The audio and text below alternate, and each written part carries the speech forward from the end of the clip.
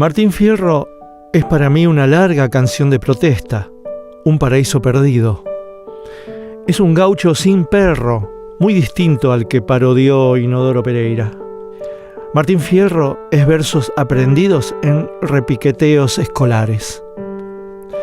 Es la película de Leopoldo Torre Nilsson, un horizonte pampa que mejoró Leonardo Fabio. Martín Fierro es un libro muy ilustrado. Castañino, Páez, Alonso, Carpani, Roume, y ahí está, esperando ilustradoras. Martín Fierro no me hace reír. Está todo tan bien dicho que se hace difícil aportarle algún dibujo. Así y todo, hay que pensarse en ese libro, en esa frontera, en el Indio, en Vizcacha, en Cruz, y en Borges, en Martínez Estrada, y en La mujer de Fierro, la que nunca tuvo nombre. ¿Martín Fierro es nuestro poema nacional, Martín? Sí, decididamente. Esa pregunta me lleva a decir sí, de movida, pero desde lo emocional. Funda una literatura totalmente original, algo que, digamos, no está en otros países, ¿no? Que por eso se puede considerar nacional. Pero en realidad se convierte en lo que es hoy el gran poema nacional a partir de una intervención retroactiva, en verdad, que es volver sobre ese texto, Claro.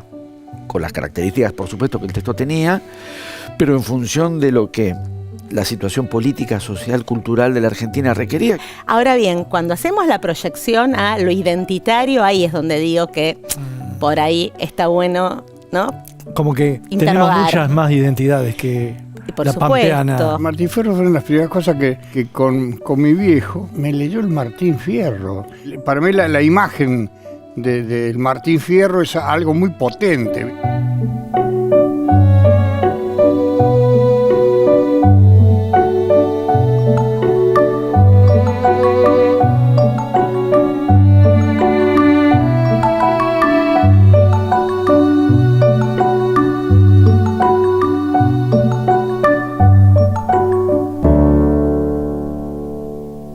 ¿Cuál es tú, Martín Fierro? Mi Martín Fierro es, por un lado, un Martín Fierro que en efecto representó a los que estaban cayendo del sistema en ese momento del proceso de modernización fuerte de un Estado, primero digamos una nación, ¿no? Y después un Estado ya en los 80, ese Estado modernizador de corte liberal que, bueno, dejó muchas exclusiones. Me gusta pensar a mí en los agujeros de esa modernización, ¿no? Y gran parte del gauchaje cayó por esos agujeros, cayó y quedó afuera y quedó perdido. Entonces, el Martín Fierro es como ese momento umbral, ¿no? Donde se prevé algo de esto que va a pasar. Esas son las expectativas que tienen aquellos que quieren, bueno, formar ese Estado modernizador, que es el que se va a formar con Roca en 1880, con Julio Argentino Roca, y esto ya se ve en la vuelta de Martín Fierro en 1879. Muy distinta a la ida. Muy distinta, y bueno, con la llamada, la autoproclamada conquista del desierto del propio Roca detrás, ¿no? Claro. Donde ya la visión que se tiene sobre los indios y las indias es muy diferente. Necesita fundar una nación Exactamente. y necesitaba un prócer, un poema nacional. Así es, como pasa en todos los procesos de constitución de estados nacionales. En el caso de Mitre, marca, y aproximadamente en los años 70, 80 del siglo XIX, los pilares de lo que efectivamente se establece como una versión central de la historia argentina. La premisa de que la historia argentina iba a ser una historia de grandes héroes, no necesariamente lo es, no siempre lo es. Hombres destacados, sí. Y Mitre apuesta a construir una historia centrada en grandes héroes, que son fundamentalmente, como sabemos, hasta hoy, las dos referencias de Padres de la Patria son los dos personajes históricos que él, sobre los cuales él decide escribir, que son, como sabemos, Manuel Belgrano, José de San Martín. Quedaba pendiente definir una tradición de lo popular. Pero lo que estamos diciendo, y el lugar del Martín Fierro, de la gaucheja, tiene que ver con definir una tradición popular al interior de esa definición de lo nacional. Lo he leído en distintas ocasiones, por ahí después le leía partes, ¿no? Donde recordaba cosas. Pero siempre lo tenían, casi Sí. como un libro de cabecera, Claro. ¿no? Siempre estaba. Sí. Una Biblia. Exacto, una cosa así, ¿no? Sí. Pero es algo como emotivo, porque de golpe trato de recordarme cosas, porque yo inclusive me acordaba Sí. las coplas, estrofas, ¿no? Así. Y ¿Te aprendiste de memoria? Y me memorizaba algunas, qué sé yo. Y me acordaba que el final era: no es para mal de ninguno, sino para bien de todos. Claro, ¿no? claro. ¿Y para quién escribía Hernández el Martín Fierro, te parece a vos? Para diferentes públicos en este sentido. Un público es el público del gaucho Martín Fierro, de La Ida, ¿no? Que sale como un folleto donde él, como lo dice en la carta prólogo, él quiere mostrar fielmente cómo era un gaucho, ¿no? Un gaucho, así en masculino, ¿no es cierto? Un gaucho. Lo quiere mostrar y yo creo que no sabe del todo muy bien a quiénes. ¿No? ¿Vos crees que no sabe? Hay un tanteo ahí, porque es un momento en que él está marginalizado políticamente. Como si fuera un exiliado. Está como el Dante. Así lo escribe, exacto, así lo escribe, ¿no? Exiliado en un hotel esperando la amnistía presidencial. Sí. Pero el fenómeno lo desborda por completo, completo. No se lo espera. No se lo esperaba. Creo que ¿quién se lo espera? En principio hay un gran acierto, o más que un acierto, la potencia del texto tiene que ver con su eficacia ya en el momento en que aparece para llegar concretamente a los sectores populares. Sí.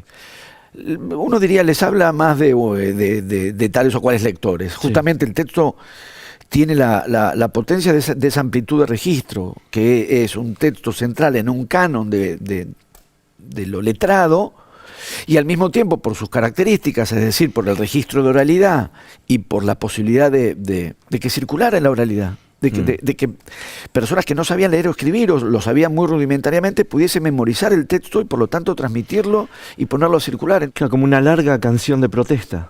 ¿Qué pasó en esos 7 años? ¿Qué cambió los 7 años en la política argentina? Y en un punto, yo creo que se podría interrogar, o se ha interrogado, Sí. ¿en qué consistía la protesta? Porque efectivamente hay una protesta con respecto a injusticias, las condiciones de los gauchos, etcétera, en La Ida, y el giro de resignación. Entonces, lo que podía o puede haber de un cierto tono de rebeldía en La Ida queda mitigado en la vuelta. Claro, queda una sosegado. responsabilidad, ¿no? Es más responsable. Sí, en el mal sentido. ¿Y por qué te crees que un matrero pasa a ser un superhéroe? Esa es la gran pregunta.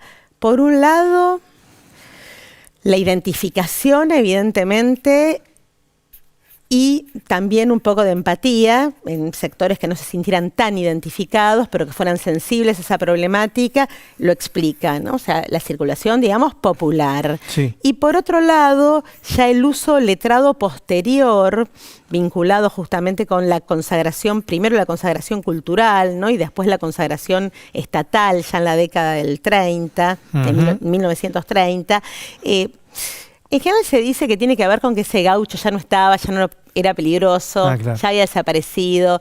Me cuesta pensar un poco eso. Creo que no sabremos exactamente, ¿no? ¿Qué pasaba con Cruz, con Vizcacha? ¿Qué pasaba con esos personajes?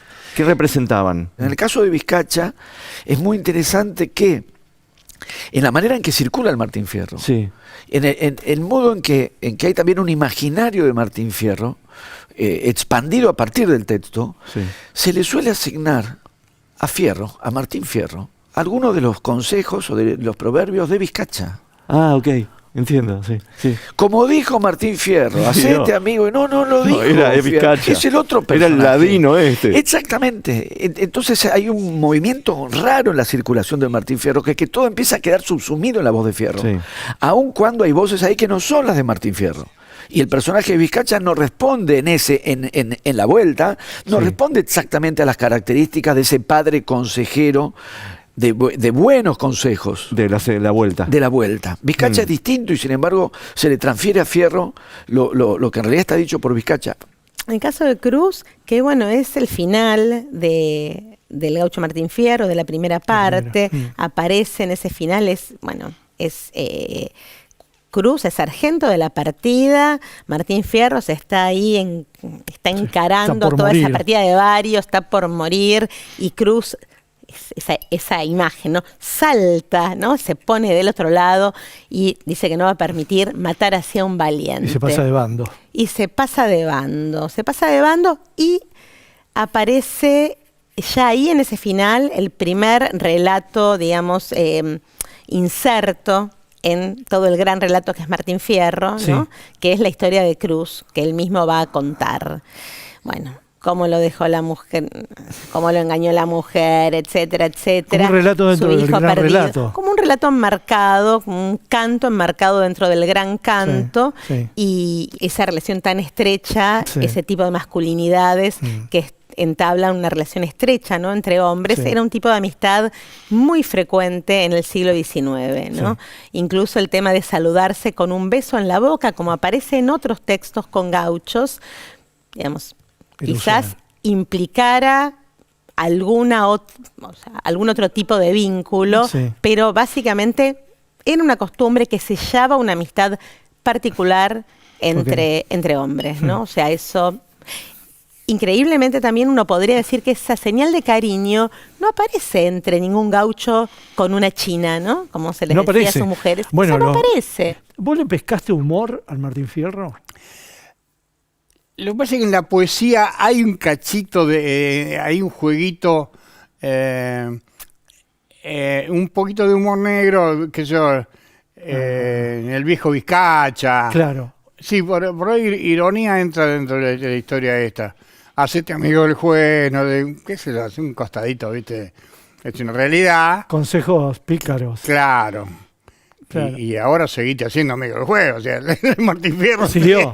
Claro. Sigue enseñando. Claro, sigue enseñando. Y vayamos a Vizcacha. ¿Por Eh, qué da esos malos consejos? Por un lado, esos son bien realistas, ¿no? Eso es cierto, uno podría decir, forma parte de una zona de, en fin, de las costumbres o de la peculiaridad Sí. argentina, digamos, o de cierta zona argentina epitomizada, ¿no? En Buenos Aires, La Pampa. Eso por un lado. Y por otro lado, esos malos consejos, como quien dice, Sí. encuentran su contraejemplo en los que va a dar después el propio Fierro. Es decir, que ahí hay una Claro, una compensación. balanza. Claro. Ahora, lo más interesante es que la gente durante décadas, ahora cada vez menos me parece, no sé, habría que hacer una prueba, pero sabía de memoria los consejos, pero no quedaban diferenciados unos de otros, ¿no? Es decir, Ah, los consejos de Vizcacha y los de Fierro. claro, viste, vos podías decir, a ver, por ejemplo, yo te digo, hacete amigo del juez. ¿Ese es de Fierro o de Vizcacha? De Vizcacha. Y de Vizcacha, ¿no? Pero eso junto con será bueno el que trabaja y será bueno el que manda. Ese es Fierro. Y claro. es como todo lo contrario. ¿Es nuestro Quijote? Y si fuera nuestro Quijote, ¿no le pasa lo mismo con el Quijote segunda parte, donde toma mucho protagonismo el sentido común de Sancho, digamos? Hay algo en relación al Quijote y a Cervantes, que Sí. es una observación de Borges, brillante como tantas, porque Borges dice que Don Quijote de la Mancha ha llegado a tener más entidad real, Sí. de persona real, Qué increíble, que Miguel de ¿no? Cervantes. Cuando O sea, está no- trabajando otro registro. Nos parece que el Quijote existió hoy en algún punto como si hubiese existido más que Cervantes, y me parece que eso se puede transferir al Martín Fierro, porque pensamos en Martín Fierro como si hubiese existido. Sí. No diré, no quiero, digamos, exagerarlo, pero por ahí sí, a decir, tiene más realidad que Hernández. Es realista, ¿no? Sí, mira, interpela una realidad seguro, Sí. pero es notorio porque, por ejemplo, en esos años o un poco más adelante, Gutiérrez está escribiendo sobre... Eduardo Gutiérrez está escribiendo sobre Moreira. Mm. Martín Fierro parece tener el mismo estatuto que Juan Moreira, Sí. pero Juan Moreira existió. Es muy particular, me parece, una parte de la potencia del imaginario que activa Martín Fierro, que es que me parece, Sí. que lo concebimos como un personaje real, como si fuera Moreira, que era un personaje real. A José Hernández, cuando es senador, le decían senador Fierro. Claro. ¿no? como Se lo quedaba tragó. asimilado. Se lo tragó y al mismo tiempo, fíjate que en los 80 y en los 90, Sí. la historia de Martín Fierro queda mezclada, subsumida en las otras historias de gauchos, ¿no? Es recién, de nuevo, es recién a partir de 1910, sobre todo, que empieza este proceso que va a ser la consagración literaria y cultural de Martín Fierro y que culmina en la década del 30 con la consagración estatal, ¿no? ¿No es una larga canción de protesta? Yo creo que todo lo que sea descripción real o bastante real de las cosas que ocurren es una canción de protesta en sí misma. Es decir, hay cosas que en realidad no se dicen, digamos, o no hay que decirlas, o no queda bien decirlas, ¿no? Pero cuando uno describe cualquier situación en la calle, lo que se ocurra, lo que pase y profundiza en eso, Sí. Se convierte en una canción de protesta, ¿no? Y yo supongo que lo que no sé es que en esa época cómo cayó el Martín Fierro. Cuando salió, Claro. según las ventas, la gente lo compraba por miles, digamos, fue un bestseller real. Ah, Así que bueno, eso no la sabía. popularidad que tuvo, bueno, por eso está la vuelta del Martín Fierro también, 7 años después, ¿no? Así que popularmente él hizo un canto para el pueblo, ¿no? El tema es que como un matrero se volvió un héroe. Sí. Sí, ¿Por qué sí. será eso? Bueno, me parece una palabra que es la injusticia, digamos, ¿no? Que es el hilo conductor Sí. de toda la canción de protesta. ¿Es una larga canción de protesta el Martín Fierro? Es una larga canción de protesta. Me gusta pensar eso, ¿no? ¿Y cuánto sabía él de ese mundo? Porque él lo escribió en el centro, ¿no? Es un hombre acomodado. Sí, pero ¿Cuánto inventó, cuánto observó, cuánto mamó en otro sí, no, pero él momento? tiene vida rural fuerte, tiene vida en la estancia, conocía muy bien a estos personajes que va a representar y que va a retratar, conocía también el habla, ¿no? La lengua, digamos, Sí. gaucha, y claro, a partir de ahí hay toda una invención, ¿no? ¿Y qué le pasa, ya yendo a la segunda parte, qué le pasa en esos 7 años? Escribe la primera parte como un apocalíptico y después ya es un integrado, ¿no? ¿Qué te parece que pasó ahí? En Hernández sí, una integración, por supuesto, a lo que podríamos decir ya es un aparato de Estado. Ya se fue, ¿no? del hotel. Ya, exacto, ya Lo pudo amnistiaron. salir y entrar a otros recintos un poquito más poderosos, ¿no? Menos domésticos. Eso le pasó por un lado. Entonces, ahí a nivel ideológico, podríamos Sí. decir, evidentemente una integración, un mayor convencionalismo, conservadurismo. Ahora bien, en cuanto a la forma del Martín Fierro, a mí la de la segunda parte me encanta, Ah, ¿sí? porque y la veo muy cerca de la novela. Ahí no solo tenés a Martín Fierro contando su vida, ¿no? Que la cuenta muy hermosamente en la primera parte, ¿no? En la ida, pero tenés también, no sé, el hijo mayor hablando de la vida en la cárcel, en la penitenciaría, al hijo segundo, picardía, tenés los consejos. Hay una variedad Sí. que de algún modo, digamos, profundiza la cuestión del canto, ¿no? Son historias novelescas, que es precisamente el género que va a emerger y aflorar en la década siguiente, cuando, bueno, se cuenten historias de otros gauchos reales, que son las que cuenta Eduardo Gutiérrez, ¿no? Sí, Juan claro. Moreira, etcétera. Claro. Entonces ahí también hay que ver un poco esa relación. A mí me gusta la segunda parte, formalmente, o sea, literariamente, ¿no? Es compleja.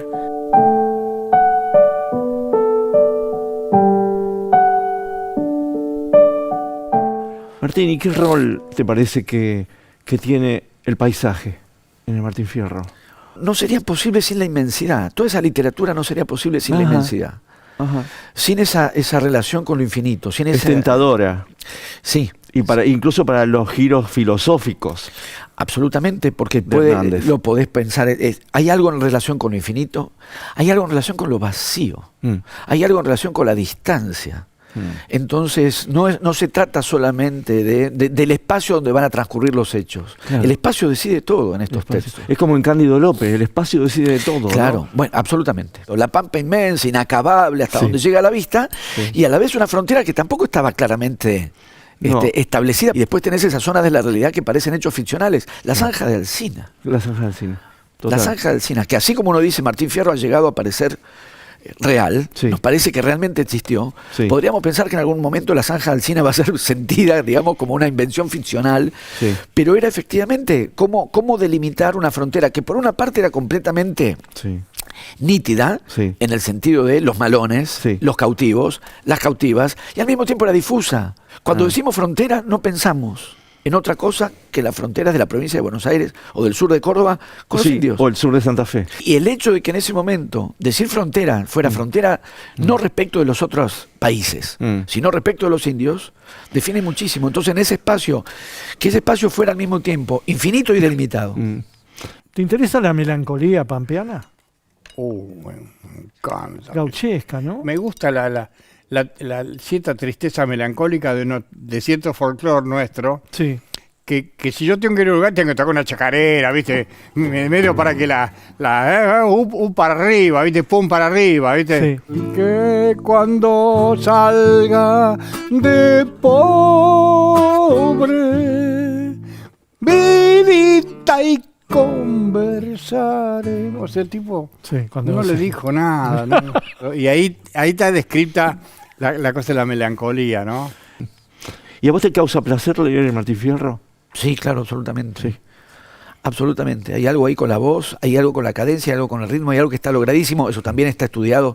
¿Qué tipo de qué trabajo hace con los decasílabos? ¿Cómo funcionan las sextinas? Altera algunas formas establecidas de la métrica y de la versificación y de las estrofas. Sí.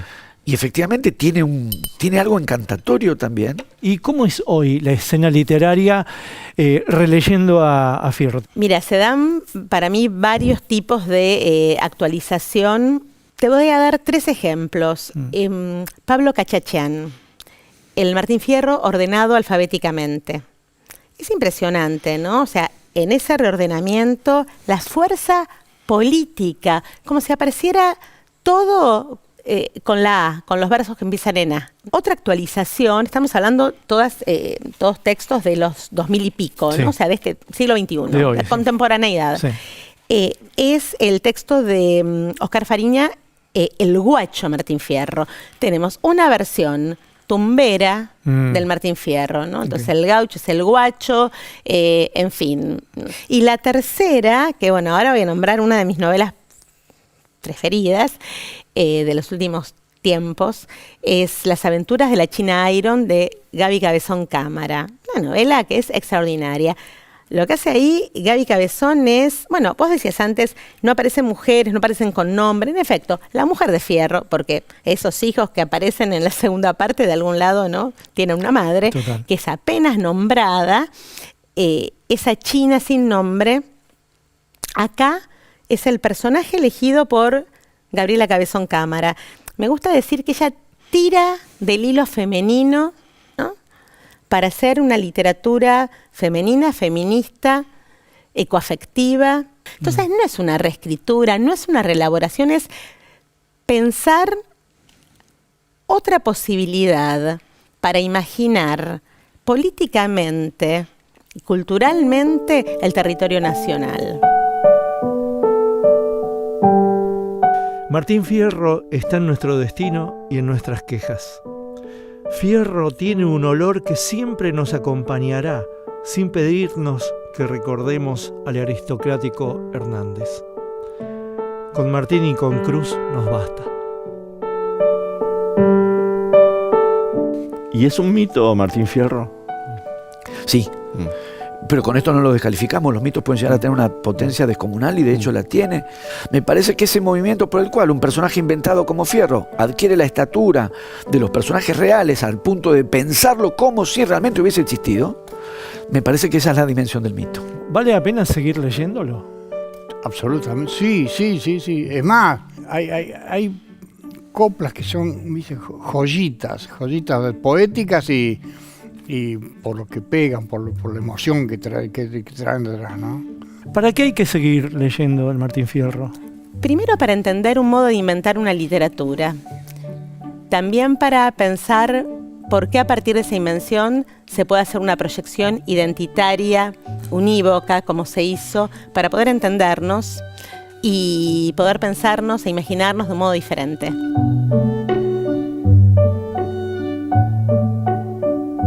¡Ay, qué hermosura! Gracias. Es tuyo. Muchas gracias.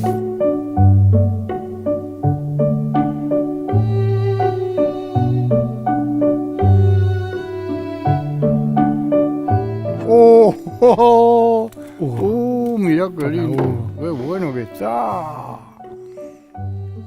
Qué lindo, che. Muchas gracias. A ver si te acordás de esto. Primero, me parece una maravilla, y yo que me dedico a la literatura, que es una cosa mucho más mediatizada, la inmediatez. ¿No te acordás del verso, del párrafo? Pero eso es mío, me parece. Sí, es un texto tuyo. Es un texto tuyo. Contá ese texto, por favor. No, pero me lo llevo, ¿no? Obviamente. Sí, es tuyo. Pero sale marcado hoy mismo. Y el cuento tiene que ver con el amor entre Fierro y Cruz. Que entiendo que no es, digamos, lo pensé y lo escribí porque me parece que es algo que si uno lee, vuelve al Martín Fierro, Sí. a la fascinación que siente Cruz viendo pelear a Fierro. Hay una tensión erótica. Me parece a mí. Nos gusta Martín Fierro, ¿no? Sí, claro, por eso estamos acá. San Martín, Martín Fierro, Martín Cobán. Qué trilogía.